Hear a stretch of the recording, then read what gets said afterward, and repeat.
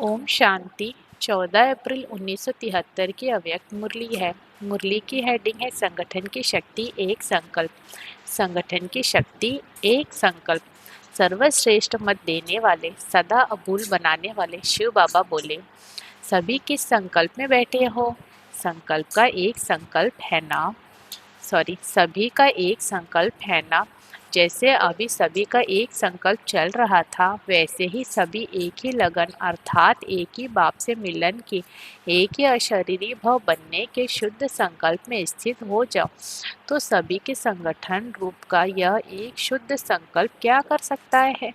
किसी के भी और दूसरे संकल्प न हो, सभी एक रस स्थिति में स्थित हो, तो बताओ वह एक सेकेंड के शुद्ध संकल्प की शक्ति क्या कमाल कर देती है।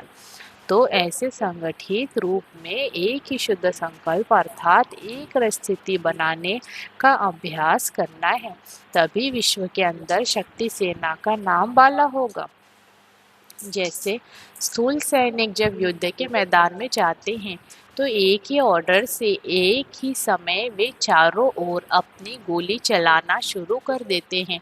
अगर एक ही समय एक ही ऑर्डर से वे चारों ओर घेराव न डालें तो विजयी नहीं बन सकते। ऐसे ही रूहानी सेना संगठित रूप में एक ही इशारे से और एक ही सेकंड में सभी एक स्थिति में स्थित हो जाएंगे, तभी विजय का नगाड़ा बजेगा। अब देखो कि संगठित रूप में क्या सभी को एक ही संकल्प और एक ही पावरफुल स्टेज के अनुभव होते हैं, या कोई अपने को ही स्थित करने में मस्त होते हैं। कोई स्थिति में स्थित होते हैं और कोई विघ्न विनाश करने में ही व्यस्त होते हैं। ऐसे संगठन के रिजल्ट में क्या विजय का नगाड़ा बजेगा? विजय का नगाड़ा तब बजेगा जब सभी के सर्व संकल्प एक संकल्प में समा जाएंगे। क्या ऐसी स्थिति है? क्या सिर्फ थोड़ी सी विशेष आत्माओं की ही एक स्थिति की अंगुली से कलयुगी पर्वत उठना है, या सभी की अंगुली से उठेगा? यह जो चित्र में सभी की एक ही अंगुली दिखाते हैं, उसका अर्थ भी संगठन रूप में एक संकल्प, एक मत और एक रस स्थिति की निशानी है। तो आज बाप दादा बच्चों से पूछते हैं कि यह कलयुगी पहाड़ कब उठाएंगे और कैसे उठाएंगे? वह तो सुना दिया, लेकिन कब उठाना है? जब आप ऑर्डर करेंगे। क्या एक रस स्थिति में एवर रेडी हो? ऑर्डर क्या करेंगे? ऑर्डर यही करेंगे कि एक सेकेंड में सभी एक रस स्थिति में स्थित हो जाओ। तो ऐसे ऑर्डर को प्रैक्टिकल में लाने के लिए एवर रेडी हो। वह एक सेकेंड सदा काल का सेकेंड होता है। ऐसे नहीं कि एक सेकेंड स्थिर हो फिर नीचे आ जाओ। जैसे अन्य अज्ञानी आत्माओं को ज्ञान की रोशनी देने के लिए सदैव शुभ भावना व कल्याण की भावना रखते हुए प्रयत्न करते रहते हो, ऐसे ही क्या अपने इस दैवी संगठन को भी एक स्थिति में स्थित करने के संगठन की शक्ति को बढ़ाने के लिए एक दूसरे के प्रति भिन्न भिन्न रूप से प्रयत्न करते हो? क्या ऐसे भी प्लान्स बनाते हो जिससे कि किसी को भी इस दैवी संगठन की मूर्त में एक स्थिति का प्रत्यक्ष रूप में साक्षात्कार हो? ऐसे प्लान्स बनाते हो? जब तक इस दैवी संगठन की एक स्थिति प्रख्यात नहीं होगी, तब तक बाप दादा की प्रत्यक्षता समीप नहीं आएगी। ऐसे अब रेडी हो, जबकि लक्ष्य रखा है विश्व महाराजन बनने का, इंडिपेंडेंट राजा नहीं। ऐसे अभी से ही लक्षण धारण करने से लक्ष्य को प्राप्त करेंगे ना। हर एक ब्राह्मण की रिस्पॉन्सिबिलिटी न सिर्फ अपने को एक रस बनाना है, लेकिन सारे संगठन को एक रस स्थिति में स्थित कराने के लिए सहयोगी बनना है। ऐसे नहीं खुश हो जाना कि मैं अपने रूप से ठीक ही हूँ, लेकिन नहीं, अगर संगठन में व माला में एक भी मन का भिन्न प्रकार का होता है तो माला की शोभा नहीं होती। तो ऐसे संगठन की शक्ति ही उस परमात्मा ज्ञान की विशेषता है। उत्तम ज्ञान और परमात्मा ज्ञान में अंतर यह है, वहाँ संगठन की शक्ति नहीं होती, लेकिन यहाँ संगठन की शक्ति है। तो जो इस परमात्मा ज्ञान की विशेषता है। इससे ही विश्व में सारे कल्प के अंदर वह समय गाया हुआ है। एक धर्म, एक राज्य, एक मत, यह स्थापना कहाँ से होगी? इस ब्राह्मण संगठन की विशेषता देवता रूप में प्रैक्टिकल चलते हैं, इसलिए पूछ रहे हैं कि यह विशेषता जिससे कमाल होनी है, नाम वाला होना है, प्रत्यक्षता होनी है, असाधारण रूप, अलौकिक रूप प्रत्यक्ष होना है, अप्रत्यक्ष में है। इस विशेषता में एवर रेडी हो, संगठन के रूप में एवर रेडी।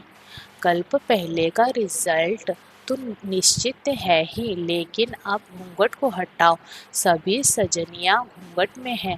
अब अपने निश्चय को साकार रूप में लाओ। कहीं कहीं साकार रूप आकार में हो जाता है।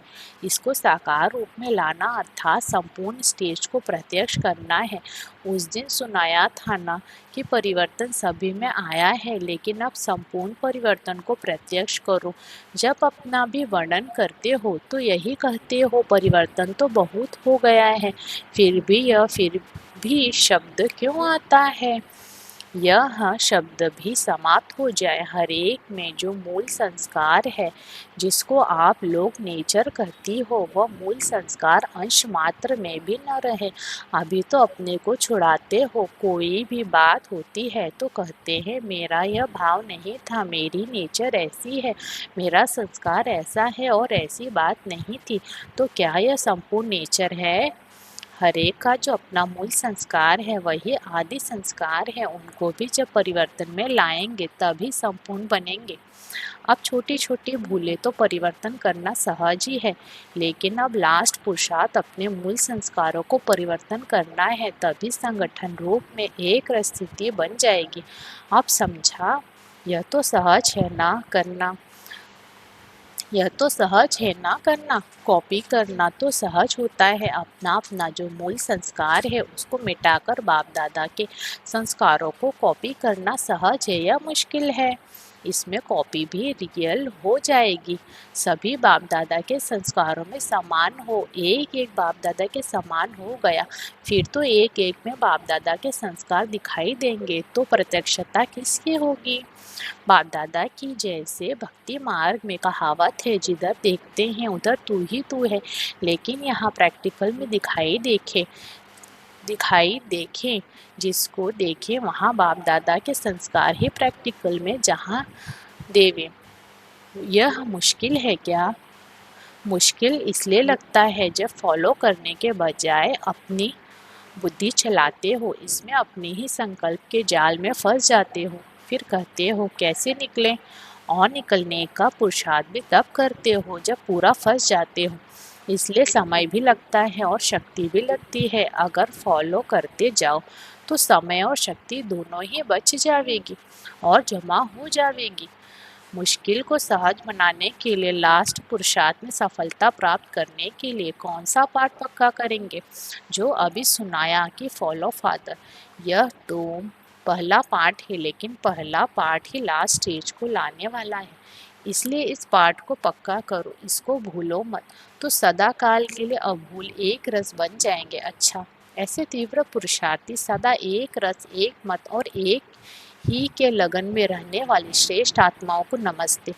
महावाक्यों का सार। पहला, जैसे सैनिक एक ही ऑर्डर से एक ही समय चारों ओर गोली चलाना शुरू कर देते हैं तभी विजयी बनते हैं, अन्यथा विजयी बन नहीं सकते। ऐसे ही जब रूहानी सेना संगठित रूप से एक सेकंड में एक स्थिति में स्थित होगी तभी विजय का नगाड़ा बजेगा। दूसरा, संगठन की शक्ति ही परमात्मा ज्ञान की विशेषता है। इसी कारण विश्व में सारे कल्प के अंदर वह समय गाया हुआ है, एक धर्म, एक राज्य, एक मत और एक भाषा। जैसे भक्ति मार्ग में कहावत है, जिधर देखता हूँ उधर तू ही तू है, लेकिन यहाँ प्रैक्टिकल में जहाँ देखे जिसको देखे वहाँ बाप दादा के संस्कार ही प्रैक्टिकल में दिखाई देवे। यह तब होगा जब बाप दादा को फॉलो करेंगे। अच्छा, ओम शांति।